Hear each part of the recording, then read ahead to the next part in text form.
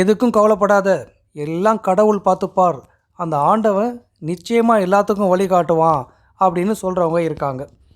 ஒரு சிலர், என் வாழ்க்கையில் நான் படாத கஷ்டம் பட்டுக்கிட்டு இருக்கேன், அந்த கடவுளுக்கு கொஞ்சம் கூட கருணை இல்லை போல இருக்கு, எதுக்குமே வழிகாட்ட மாட்டேங்கிறாரு, இதெல்லாம் நினைக்கும்போது கடவுள்னு ஒருத்தர் இருக்காரா இல்லையானே தெரியல அப்படின்னு சொல்லி புலம்புறவங்களும் இருக்காங்க.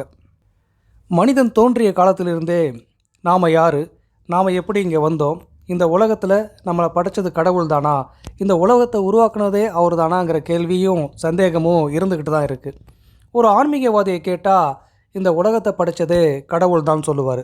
ஆனால் கடவுள் நம்பிக்கை இல்லாத ஒரு ஆளை போய் கேட்டால் அதெல்லாம் கிடையாது, எல்லாமே அறிவியல் படி நடக்குது அப்படின்னு ஒரு பகுத்தறிவாளராக பேசுவார்.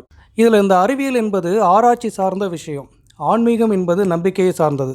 அப்போது கடவுள் மீது நம்பிக்கை உள்ள ஒருவன் வாழ்க்கையில் எப்படியும் ஜெயிப்பான், அவனுடைய இறுதியில் அவன் நிச்சயமாக வெற்றி பெறுவான் அப்படி என்பதை திருக்குறளின் வழியே உணர்த்தும் கதை தான் இது.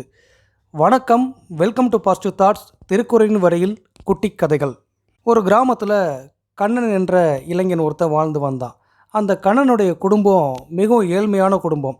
ஒரு கடையில் கூலி தொழிலாளியாக வேலை பார்த்துட்டு இருந்த அவன், ஒரு நாள் நம்ம வாழ்க்கையில் முன்னேறணும்னா ஏதாவது ஒரு தொழில் செய்யணும், இந்த வேலையில் இருந்துக்கிட்டு நிச்சயமாக வாழ்க்கையில் முன்னேற முடியாதுன்னு நினைக்கிற அவன் என்ன தொழில் செய்கிறான் அப்படின்னு யோசிச்சிட்ருக்கான்.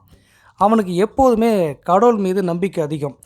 தினமும் காலையில் எழுந்து வேலைக்கு போகும்போதெல்லாம் நிச்சயமாக இன்றைய நாள் சிறப்பாக இருக்கும், இன்று நமக்கு கடவுள் அனைத்திலும் வெற்றி பெற செய்வார் அப்படின்னு ஒரு நம்பிக்கையோடையே அவன் வாழ்க்கையை வாழ்கிறவன்.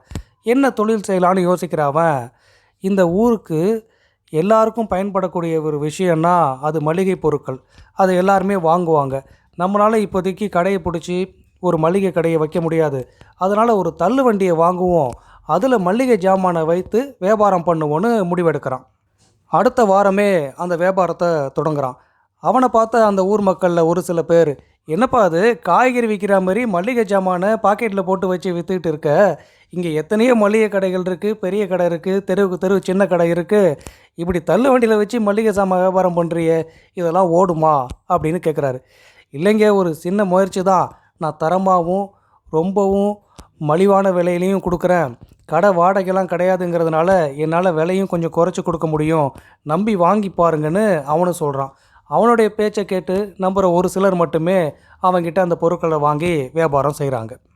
வியாபாரம் பெரிய அளவில் இல்லைனாலும் அவன் நம்பிக்கை மட்டும் இழக்கவே இல்லை. நிச்சயமாக கடவுள் எனக்கு நல்ல வழி காட்டுவார், நானும் ஒரு பெரிய தொழிலை தொடங்குவேன், படிப்படியாக முன்னுக்கு வருவேங்கிற நம்பிக்கை மட்டும் அவனுக்கு இருந்துகிட்டே இருந்தது.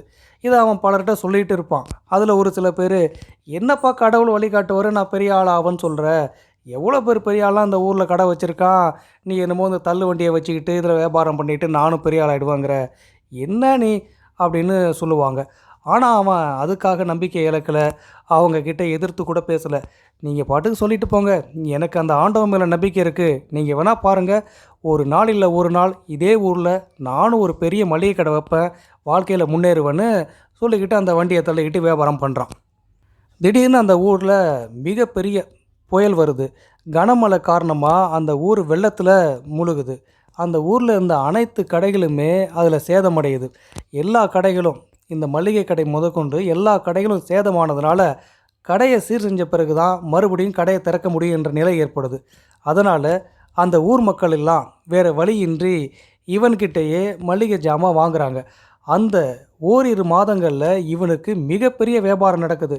அதில் கிடைச்ச லாபத்து மூலயமா ஒரு கடையை வாடகைக்கு பிடித்து மற்றவங்கெல்லாம் கடையை திறக்கும் அதே நேரத்தில் இவனும் ஒரு பெரிய மளிகை கடையை திறக்கிறான்.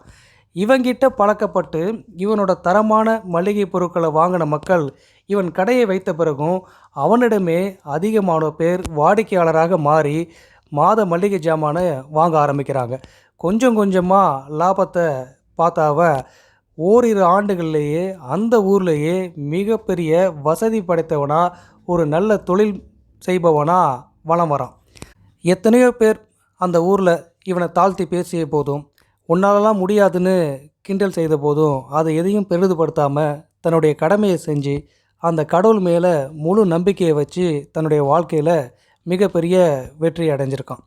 இதனை தான் திருவள்ளுவர் இக்குறளின் மூலம் கடவுள் மீது முழுமையாக நம்பிக்கையை வைத்து தனது கடமையை செய்பவன் வாழ்வில் வரும் துன்பங்கள் அனைத்தும் நிச்சயமாக ஒரு நாள் விலகும். அவன் வாழ்வில் நிலையான வெற்றியை அடைவான் என்பதை கூறியுள்ளார். இந்த கதையின் மூலம், இக்குறளின் மூலம் நாம் தெரிந்து கொள்வது, கடவுள் மீது நம்பிக்கை வச்சா நாம் ஜெயிச்சிடலாம் அப்படிங்கிறது மட்டும் இல்லை.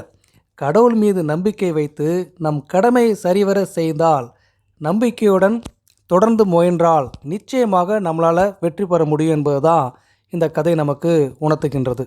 கடவுள் மீது நம்பிக்கை வைத்து தனது கடமையை சரிவர தொடர்ந்து செய்யும் ஒருவன், தொடர் முயற்சியில் ஈடுபடும் ஒருவன் நிச்சயமாக இறுதியில் மிகப்பெரிய வெற்றியை அடைவான் என்பதுதான் இக்கதையின் மூலம் நாம் தெரிந்து கொள்வது. ஓகே ஃப்ரெண்ட்ஸ், இந்த கதை பிடிச்சிருந்தா மறக்காமல் ஒரு லைக் பண்ணுங்கள். இந்த கதையை பற்றின கருத்துக்களை கமெண்ட் செக்ஷன் மூலம் எங்களுக்கு தெரியப்படுத்துங்க. இது வரைக்கும் நம்ம சேனலை சப்ஸ்கிரைப் பண்ணாதவங்க சப்ஸ்கிரைப் பண்ணுங்கள், சப்போர்ட் பண்ணுங்கள். மீண்டும் சந்திப்போம். நன்றி.